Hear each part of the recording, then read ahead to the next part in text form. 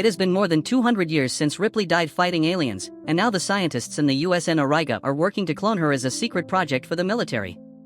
They've collected some blood from the place where she died, and it takes them 8 tries to finally grow a body that survives the process. Once she's ready, they operate on her to access her womb because an alien impregnated her before she died. Dr. Ren and Dr. Gedimon are excited to discover the baby alien has been cloned as well and take it away in a capsule for further study. At that moment, Ripley wakes up and grabs a doctor's hand to smash his face against the glass, but the others immediately knock her out. 3 days later, Ripley wakes up again inside a cocoon-like fabric and finds the number 8 tattooed on her arm. The doctors do a routine check and are surprised by her perfect health. The scar from the operation is already healing and has become very small. When Ren comes too close to taunt her, Ripley grabs him with her legs, proving she now has great strength. Then she tries to choke him, but a guard quickly comes in and knocks her out again. Afterward, Ripley is put through different tests related to language and learning, showing very fast progress and impressing the doctors. They conclude her superior body is a result of her DNA mixing with the aliens. When they show her a picture of a child, Ripley cries because she remembers her dead daughter and the kid she lost during a mission. This angers General Perez because the army wants nunclones that won't think, but it seems Ripley still has inherited memories. Perez argues with the doctors, saying he won't hesitate to kill Ripley if she even attempts to misbehave.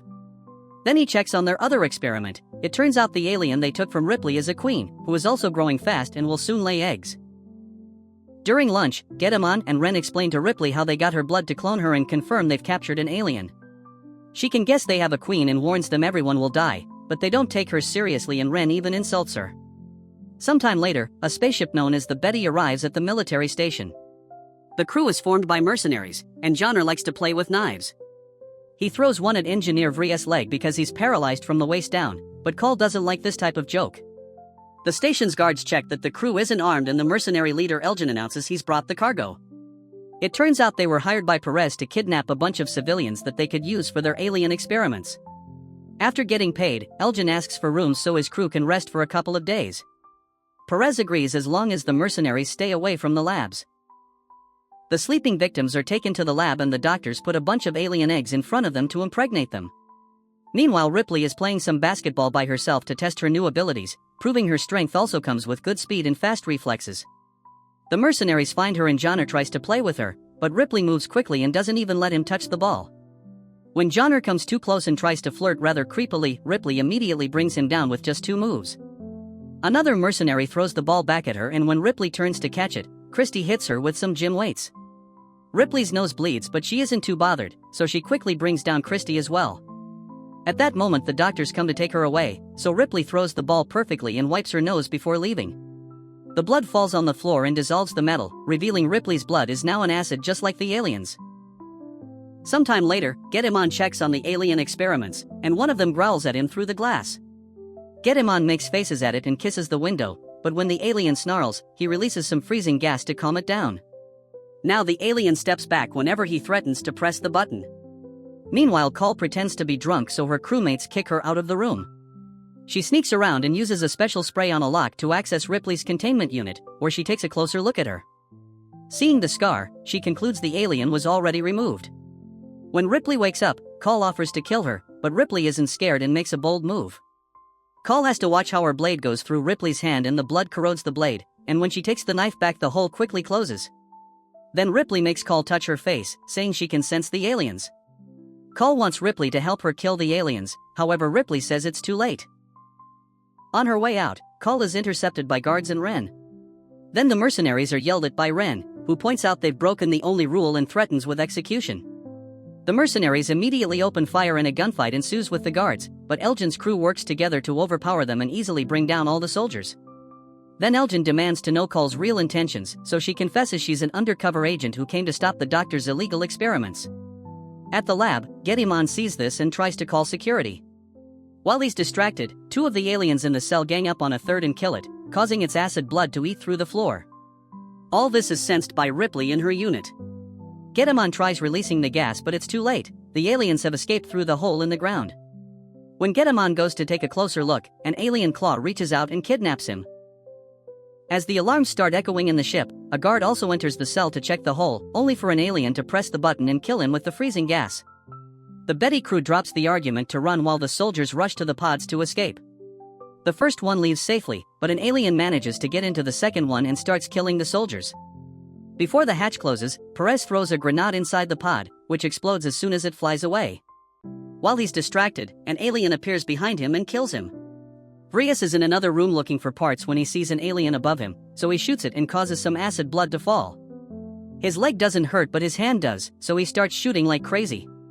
The other alien is trying to reach Ripley, who uses her super strength to open the control panel and her blood to cause the circuits to short, opening the door to finally escape.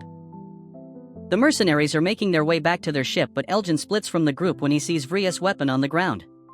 Suddenly something startles him, but it's just some tubes falling. Once he steps closer to the fallen weapons, an alien reaches through the grate and kills him. The crew hears him scream and comes for him, but it's too late.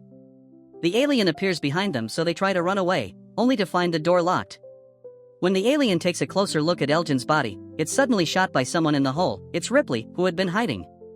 The mercenaries get angry and threaten Ren until he admits there are 12 aliens in the station. The group agrees to team up with Ripley despite Call's protests, and before they leave, Ripley takes the alien's tongue for Call to have a souvenir. As the group moves, they reunite with Vrias. Ripley then announces she can sense the station is moving, and Ren confirms autopilot kicks in during emergencies. The station is going back to Earth and nobody likes the idea because the planet is currently a wasteland, so they need to find the Betty. The group keeps on moving, but Ripley stops when she finds another lab. Inside, she's horrified to find the failed clones, who had become hideous creatures. Numbers 1 through 6 are dead and contained in stasis tubes, but the 7th is still living, kept alive on a table by tubes and ventilators. Number 7 asks for mercy, so Ripley uses a flamethrower to kill her and destroy the whole lab, burning down the other clones too. Call is also disgusted and punches Ren for it. In another room, the group finds the victims the mercenaries brought for the experiments. At first they think everyone is dead, but a man called Purvis suddenly starts yelling. He calms down when he sees they won't hurt him, however when Ripley smells him she confirms there's an alien inside him and doesn't want to bring him along. Call refuses to abandon him and says that if they get to escape fast enough, they can put Purvis in cryostasis for surgery later. The team continues to make their way to the Betty, bringing Purvis along. The next area they need to cross is the mess hall, which is now completely underwater because of the emergency sprinklers. Vriss has no choice but to leave his wheelchair and get harnessed to Christie's back. Unfortunately, the next corridor is even more flooded and the group has to swim to cross it. Soon 2 aliens appear behind them and Johnner immediately shoots one down, but the other keeps going and manages to capture a mercenary, taking her away. With the alien busy with its kill, the group continues to swim only to find the area covered with a nasty membrane. Ripley breaks it with her strength and everyone resurfaces to breathe again, but there's a nasty surprise waiting. They're surrounded by alien eggs. A creature jumps out of an egg and grabs Ripley's face, so she goes underwater to struggle against it until her strength kills it. The rest of the group also goes underwater and shoots a bunch of grenades through the hole to kill all the eggs. At that moment the alien from before reappears in the water, so the group leaves through the hole and starts climbing a ladder. The door at the top won't open and Ren takes Call's gun with the excuse of shooting the lock, only to shoot her instead. Call falls in the water and furious Vrias tries to shoot Ren, who moves aside and lets the shots finally open the door. He immediately leaves and closes the gate behind him. Soon the alien comes out and starts climbing the ladder as well. The guys try to shoot it and cause some of the acid blood to splash, which hurts Christie. Johnner opens fire as well and kills the alien, yet the creature is still holding onto Christie's foot while Vrias holds onto the stairs. Wanting to save his friend from the extra weight, Christie releases the harness and falls to his death with the alien. The group wonders how they'll escape, only for the door to suddenly open and reveal Call on the other side. Everyone manages to get into a safe room and Ripley checks Call's wound, discovering that she's actually an android. Call confesses that she's one of a legendary second generation of androids who were so lifelike that they gained consciousness and rebelled, burning their internal wireless modems and trying to pass themselves as human.